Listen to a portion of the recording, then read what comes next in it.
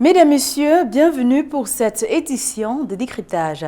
Alors que le Sénégal remporte la CAN 2025, Rabat résonne encore de la finale historique contre le Maroc, pays hôte.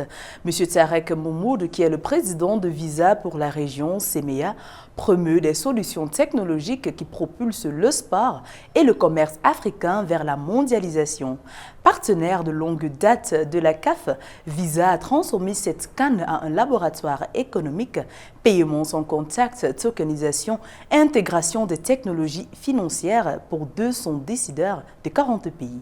Monsieur Tareq MUHMOOD, bienvenue chez Africains 24. Visa est partenaire de la Coupe d'Afrique des Nations depuis plusieurs éditions.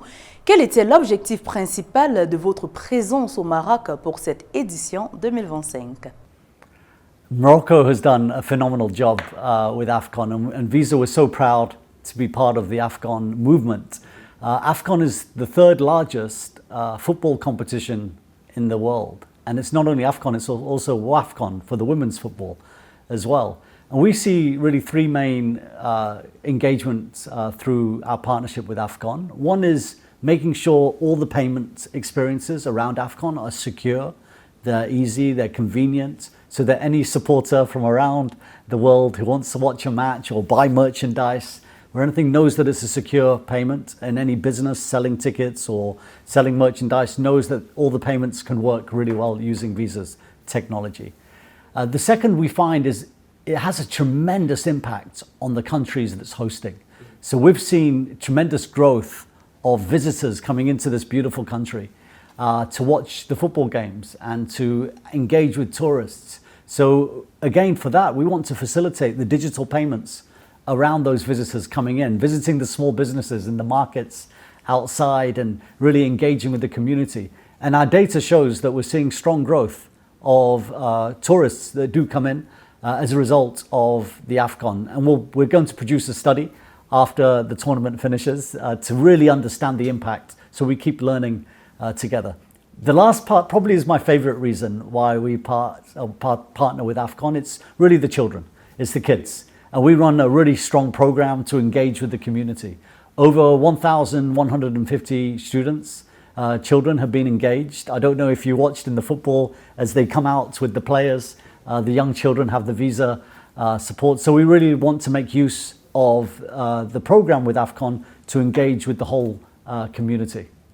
Monsieur MUHMOOD, vous soulignez souvent que Visa n'est pas une société émettrice de cartes, mais une entreprise technologique. Quelle est la différence fondamentale pour le marché africain? Africa is not one market. It's a phenomenal mix of different markets operating in so many different ways. So we see amazing banks that have been operating in Africa for many, many years, some of them in many different countries. And we see amazing fintechs, small companies who are really accelerating the whole payments experience in countries like Ivory Coast or countries like Egypt and Ethiopia. And we work with the banks as well as with the fintechs to really drive the payments, the digital payments that are secure. But each one of these banks and the fintechs operate differently.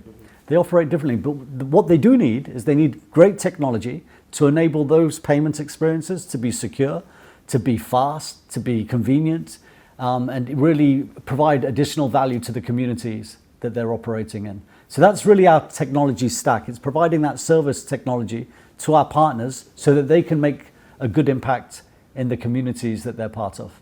Comment Visa positionne-t-elle son réseau mondial en tant qu'infrastructure de base pour la croissance des pays africains? So our payments is a very local thing, but at the same time it really benefits from Visa's network. We operate in over 200 countries around the world. So we learn different things that happen in different markets that can apply to these economies. So for example, in Morocco, we still see there's still an element of cash being used in some parts of the economy. So we bring ideas, we see what's worked in Vietnam, we see what's worked in Brazil, we see what's worked around different parts of Europe. And we bring those ideas to the banks, to the fintechs, to the government to say, hey, how about we try these different strategies to try and continue to play our role in reducing cash and grow digital payments. La fraude est une préoccupation majeure pour les nouveaux utilisateurs du numérique. Comment l'IA et la tokenisation Visa garantissent-elles la sécurité des transactions sur le continent? So we play a huge role in providing secure, to making sure that every payment is secure. Visa started investing in AI in the 1990s, so 30 years ago we started the journey with AI to make sure that for every transaction that happens around the world that we're able to identify, is that transaction high risk or is it low risk? And then we share that score with our partners to say, hey guys, this transaction doesn't look like it could be normal, or actually, you know what, this transaction looks normal, please make sure that it's a great experience. And we have to do that within nanoseconds because everyone wants to make sure the payment happens very quickly. We cannot wait 1 or 2 days to make sure. So it's done extremely quick using AI to make sure that we're scoring those transactions. But more recently, the technology of tokenization has really significantly improved it further. So by tokenizing your card number to make sure that it's secure means that it really protects you as a consumer. So you know that when you're putting your Visa card to buy something, that it gets tokenized, and as a result, it's secure. So even if you're using Apple Pay or Google Pay, that's using tokenization technology provided by Visa to make sure that it's a secure payment and that the consumer's got the confidence to make the payment, but also the merchant has the confidence that they're going to receive their money, that it's not going to disappear as a result of some bad actors. So we see tokenization providing an amazing part of the journey of providing secure payments.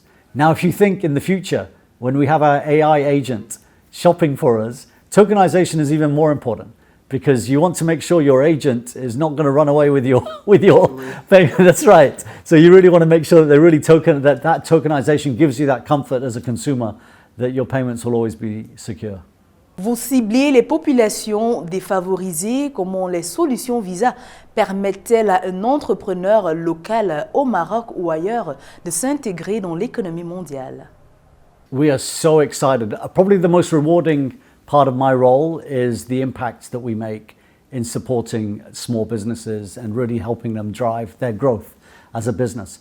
So sometimes if you and I have our small flower shop, let's say we have a flower shop, to get a proper machine, like a big normal machine to receive the card payment can take a bit of time.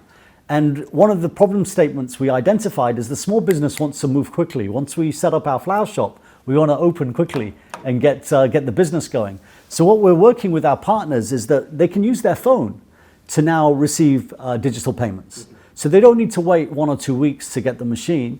We're actually enabling people's phones to be an acceptance point so that they're able to start their businesses much faster and really empower them to be in control of their business. And as a result of that, they get benefit from data, less cash. They don't have to carry cash at the end of every day. So we really think this will be a catalyst for digital payments growth. Monsieur MUHMOOD, dites-nous, selon votre analyse, l'Afrique est-elle en train de faire un bond en avant grâce aux paiements sans contact et mobile?